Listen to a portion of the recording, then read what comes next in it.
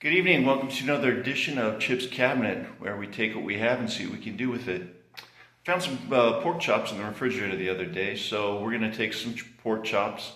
I've got some blackened seasoning, salt, pepper, and some butter.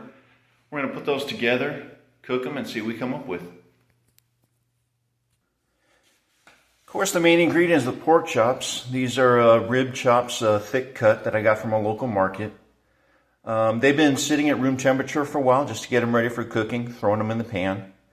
We've got breadcrumbs, blackened seasoning, salt and pepper, and butter. I've taken the liberty of mixing up the breading for the pork chops. This is about 2 cups of breadcrumbs, 2 tablespoons of salt, and 2 tablespoons of black pepper. I just mixed it all up with my hands, and we're going to wait and dip the pork chops in the bread, and then we're going to place it on a hot skillet with melted butter. The butter's been softening for a little while, so it's in the skillet. We're going to turn it on to about medium-high heat. Let that melt, and then we'll just dip the pork chops in the breading and put them in the pan and see what we got. Okay, I didn't really measure everything out too well. I did add 2 tablespoons or so of the blackening seasoning as well. So it's 2, and 2 cups of breadcrumbs. Easy recipe. The butter's about ready, but I wanted to draw your attention to this nice centerpiece that I have. I attended a breakfast yesterday locally, and they use these wonderful orchids as garnishes in our breakfast trays, and I'm trying to keep them alive for a couple days. They're just in basic water in a Tupperware dish, and we're going to see how that goes.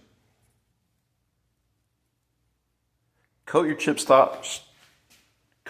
chops thoroughly on each side, and make sure you get the edges too, so you get a nice even seasoning around the entire length and depth and width of the pork chop. Now, these pork chops are really thick, so I may be setting myself up for a challenge here, because I've decided to cook these in a skillet, whereas possibly a roasting pan or something with a little more depth and slower heat might have been more effective. But we'll see how it turns out. Okay, I will tell you 100 times that I am not a chef.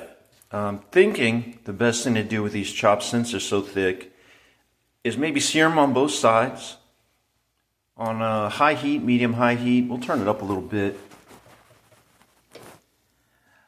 And after we sear them on both sides, we can turn down the heat, still cook them in the frying pan, but then I have a secret. I believe that I can use this pan itself as well on top of the chops while they cook to form sort of a convection and heat them thoroughly and cook them thoroughly as they stay in the frying pan. So I'm going to give that a shot and we'll see how it goes. Another thing that my friend, the actual real chef, taught me was that one of the best things to do while you're waiting for something like this, while I'm waiting for these pork chops to sear on both sides, is to clean as you go. So you'll see that I've sort of cleaned up the counter. There's no spots, there's no grease, there's no pork grease, there's no blood, there's seasonings all real line, everything's nice and neat, there's no crumbs on the oven, on top of the stove. That's because I really don't want a big cleanup after I'm done here, and I may as well use the time while these are searing to get something else done. I'll also use this time to check emails, check my YouTube channel, email friends. Plenty of things you got to do, but you want to make sure you keep an eye on your pork chops as well.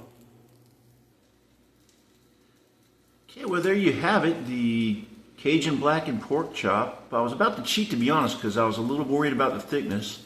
I just turned the oven on at 350, but I decided to cut it open and take a look at it, and there we go. That was pan fried for about 25 minutes. I alternated heat. We're going to call that the 2-2-2-2 recipe. That's 2 cups of breadcrumbs, 2 tablespoons of blackened seasoning, 2 teaspoons of black pepper, and 2 teaspoons of salt. Thank you for joining me for this edition of Chip's Cabinet, where we take what we have and see what we can do with it.